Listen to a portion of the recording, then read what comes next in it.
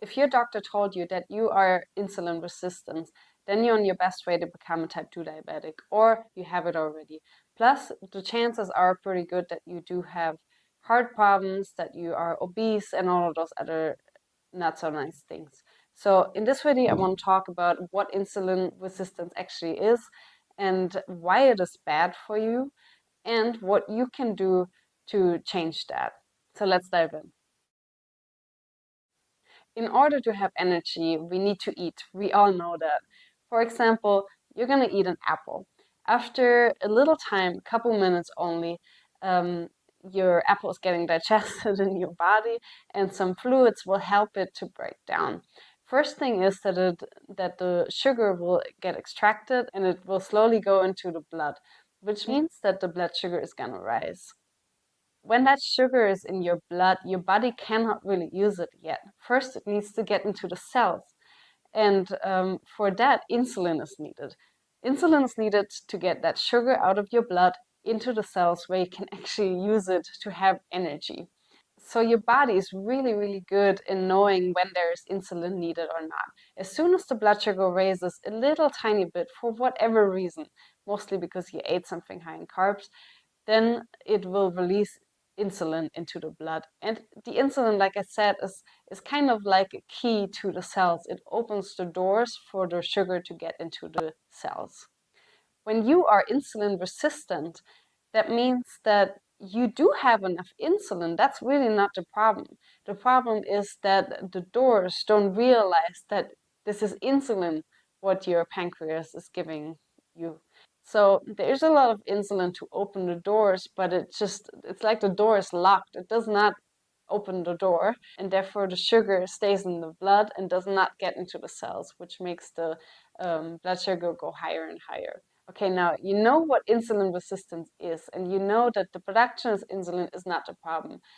In fact, the body realizes that the insulin is not very effective anymore, and it's going to produce more and more and more insulin just to get the sugar out of the blood into the cells. And this goes on for a long period of time, actually. Sometimes you are insulin resistant, or most of the times you're insulin resistant for years until you notice it. For years, the insulin production is 10 times as high than it is normally, and your blood sugar is still the same because by producing that much insulin, it's still able to keep up with the need. But eventually, your body is getting super tired of this, and it just cannot keep up with the need of insulin. And then your blood sugar is slowly rising, and you have serious problems. And the first reason why high insulin levels are bad is that there is too much insulin in the body, and that leads to the body thinking it has to store more fat. So it will lead over time to a lot of weight gain.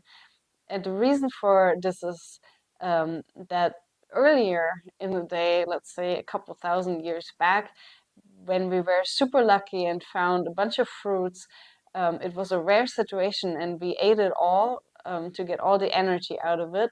And yes, it was maybe a little bit too much energy for this moment. So the body was reacting and stored it as fat. So when bad times come and not enough food is there, that the body still profits from that fat.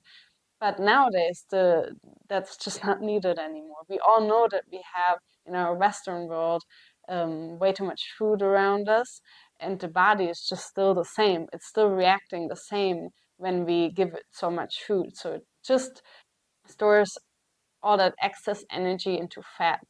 That's the first reason why high insulin levels are bad. And the second problem about insulin resistance is this. I talked about it earlier already. When you become insulin resistant, your body is going to produce more and more of the insulin to get the sugar out of your blood into the cells. But eventually, your body is getting tired and it can't keep up with all that insulin production, and it kind of gives up. It can't produce as much as it needs, and the blood sugar will raise. Not all the sugar gets into the cells because there's just simply not enough insulin there to open the doors. So the blood sugar raises, and the high blood sugar comes with a lot of problems. A very, very big problem is called oxidative stress. I made a whole nother video about this if you are interested in it. But in short, high blood sugar level stresses the body so much, and it causes the blood vessels to get damaged. The higher your blood sugar is, and the more often this happens, the worse it is for your body. And that leads to several health issues. High blood sugar levels and also high insulin levels and insulin resistance, that's something which does not affect just one organ or so. The thing is, it affects your whole body. This is why being insulin resistant will cause all kinds of damage to your body. In the long run, it's really not good for you. This is why you should start today and take this insulin resistance you probably have because you watched this video as the biggest reason to turn your life around. And here's what you can do to do that. The fastest way to reverse insulin resistance is by getting up and move. You have to move your body. That's so interesting because movement makes you more sensitive for insulin right away in the next minutes. I promise. You get up, you walk around a little bit, and your sugar in the blood is going into your cells without the need of insulin. And the insulin will be more effective if you move yourself at the same time. So your blood sugar will drop while you move. This only happens while you move and shortly after, and then it goes back to normal. So that's why it's super important to keep moving, to keep an active lifestyle. It does not need much. You can go for 10-minute walks. You can make some squats in front of the TV.